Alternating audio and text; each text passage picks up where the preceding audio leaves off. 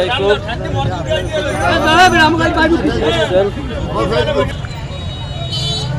বাহিনীরা নামছেন, আমি অটো চালাচ্ছি। কালকে পরের দিন ইলেকশন, মোটরসাইকেল চলবে না, আমাকে ইজি বাইক চলবে কিনা জানি না ভালো মতন, তাও নামবো না। আমাকে পৌরসভায় ইলেকশনে প্রচারে লোকজন কেন্দ্রে নিয়ে যাওয়ার জন্য আমাদেরকে অটো ঠিক করছে, আমরা সেই অটো নিয়ে যাব। সবাই দোয়া করবেন, ভালো থাকেন এবং ইলেকশনের সময় সাবধানে থাকবেন, কোনো হই ঝামেলায় কেউ যাবেন না, সেটাই প্রত্যাশা।